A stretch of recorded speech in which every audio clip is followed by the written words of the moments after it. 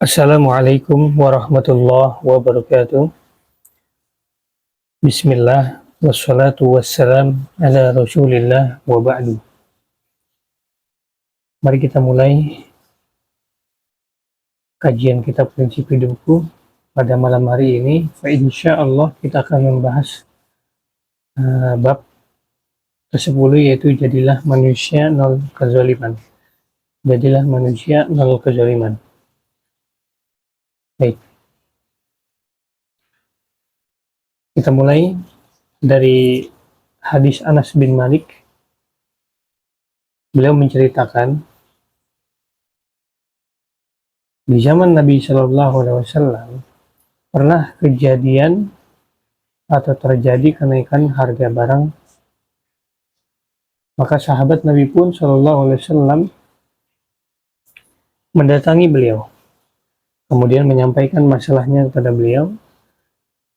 Lalu mereka mengatakan, "Ya Rasulullah, qad ghala as-sa'ru fasa'ir lana."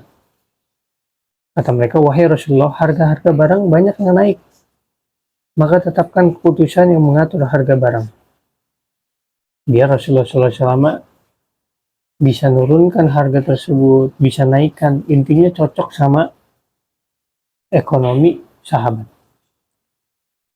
Maka mendengar aduhan ini, Nabi SAW menjawab, "Innallaha huwal musa'irul qabidul basitur raziq. Inni la arju an alqa rabbi wa laysa ahadun yatlubuni bimazlamah fi damin wala mal." Beliau mengatakan, sesungguhnya Allah adalah zat yang menetapkan harga.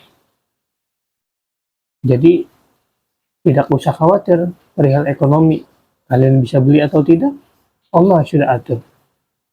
Kemudian yang menyempitkan dan melapangkan rezeki kalian, Dia adalah sang pemberi rezeki. Sementara aku berharap bisa berjumpa dengan Allah dalam keadaan tidak ada seorang pun yang aku zalimi. Kemudian mereka menuntutku di harta ataupun darah. Hadis riwayat Ahmad dan juga Abu Daud dan disahihkan oleh Syekh Albani rahimahullah. Baik.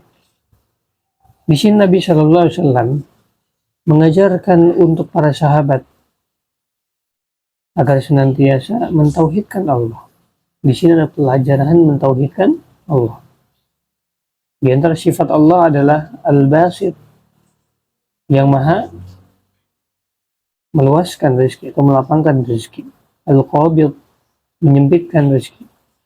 Dan ini adalah tauhid. Rasulullah SAW mengajarkan tauhid kepada kita semua, bahwa sang pengatur rezeki adalah Allah Subhanahu wa taala. Jadi kita tidak perlu khawatir. Tidak perlu khawatir terhadap kekurangan ketika nanti naik harganya. Dan kalau kita pikirkan, harga barang semahal apapun pasti ada yang beli. Dan kita bisa jadi Allah mudahkan karena Allah yang memberikan kita rezeki. Di sini ada ilmu tauhid yang harus kita bahas. Bahwasanya Nabi bukan hanya sekedar tidak mau menzalimi orang lain, tetapi Nabi mengajarkan kita untuk senantiasa mengajarkan sifat Allah, yaitu Al-Qabid, Al-Basit, Ar-Raziq. Subhanallah. Baik. Kemudian kita bisa perhatikan, ketika Rasulullah SAW mendapat laporan tentang kenaikan harga, maka para sahabat meminta agar beliau menurunkannya. Namun beliau tidak berkenan.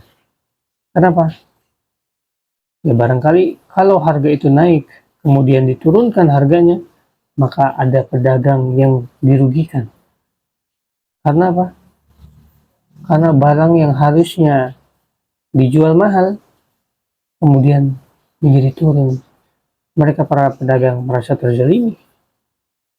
Kalau demikian, merasa terzalimi. Oleh karena itu, Rasulullah SAW tidak mau dari pihak berdagang pedagang dan juga pembeli dirugikan. Dan beliau selalu adil dalam menetapkan harga, tidak berlebihan dan tidak terlalu kurang. Maka apa yang beliau khawatirkan dari hadis ini, hadirin? Maka beliau mengkhawatirkan menzalimi para pedagang itu hingga mereka berkesempatan untuk menuntut kelak di hari kiamat. Ini pelajaran kita. Nabi SAW mengajarkan kita untuk menjadi orang yang nol kezaliman. Mati dalam keadaan bersih, tidak menzalimi orang. Diriwayatkan oleh Aisyah radhiyallahu taala. Aisyah pernah menceritakan keadaan emosi Nabi Shallallahu Alaihi Wasallam. Maka beliau mengatakan, "Ma daraba Rasulullah Shallallahu Alaihi Wasallam syai'an qat biyadi." Rasulullah Shallallahu Alaihi Wasallam tidak pernah memukul siapapun. Walam ra'atan wala khadiman, tidak istrinya juga tidak pembantunya, illa ayyajahida fi sabilillah, kecuali berperang di jalan Allah. Wa manila minhu syai'un qat fayantakimu min sahibah atau min sahibihi, dan beliau tidak pernah marah kepada pelakunya illa ayyan yuntahaka syai'un min maharimillah, kecuali beliau pada saat larangan Allah dilanggar baru beliau marah. Hadis riwayat Muslim. Subhanallah. Ini juga tauhid yang diajarkan oleh baginda Nabi Muhammad SAW, bahwasanya beliau akan marah apabila hukum Allah dilanggar. Ada Allahnya di sini. Pentauhidan, zat yang menciptakan kita, yang patut kita patuhi, patut kita sembah. Tauhid. Maka semua hadis-hadis Nabi yang diceritakan oleh para sahabat tidak jauh dari tauhid. Nabi SAW selalu mengajarkan kita untuk memperkokoh tauhid. Kalau kita ambil hikmah dari buku-buku para ulama, semua pembahasan beliau, kalau ulama Rabbani, semua pembahasan beliau tidak terlewatkan dari tauhid. Walaupun dia membahas fikih, membahas faraid, di situ ada tauhidnya Allah, hak Allah. Ini hadirin. Baik, kita kembali lagi. Nabi SAW tidak pernah menzalimi orang dengan memukul. Satu orang pun beliau tidak pernah. Ini hadis riwayat Muslim. Kemudian diceritakan dari Ibnu Abbas radhiyallahu taala anhu bahwa Rasulullah SAW pernah mengumumkan, "Man kanat lahu qibali madlamatan falyakun falyaqtas minni qisas yaqtas qisas." Siapa yang pernah mendapatkan kezaliman dariku, silahkan lakukan qisas kepadaku. Maka tidak ada satupun yang angkat tangan ketika itu hingga beliau ulangi 3 kali. Lalu bangkitlah Ukayasah. Beliau sampaikan bahwa Nabi SAW pernah memukulnya. Ukayasah pernah sadar bahwasanya Nabi pernah memukulnya. Maka Nabi SAW mempersilahkan kepada beliau, Ukayasah, silakan pukul aku, kisos aku. Ya Ukayasah, idrib in kuntu dhariban. Wahai Ukayasah, pukullah jika aku pernah memukul kamu. Namun ketika itu, subhanallah, ini adab. Ukayasah tidak tega memukul Nabi SAW hingga beliau mencium Nabi SAW. Subhanallah. Adab, akhlak para sahabat Nabi SAW, generasi terbaik, akhlaknya juga terbaik. Karena gurunya adalah Nabi SAW. Hadis ini diriwayatkan oleh At-Tabrani dalam Al-Mu'jam Al-Kabir dan dinilai dhaif oleh para ulama. Walaupun dhaif, tetapi makna hadis ini adalah benar. Itu contoh menjadi manusia yang nol kezaliman. Agar ketika nanti di akhirat, amal kita tidak berkurang sedikit pun. Tidak ada tebusan kepada orang yang kita zalimi. Maka apabila kita punya masalah di dunia, segera minta maaf dan minta untuk dihalalkan. Nabi SAW bersabda, "Man kanat lahu madlamatun li akhihi min irdihi aw syai' falyatahallalhu minhu al-yawm qabla an la yakuna dinarun wala dirham in kana lahu 'amalun shalih ukhidha minhu biqadri madlamatihi wa in lam takun lahu hasanatun ukhidha min sayyi'ati sahibi fa humila 'alayh."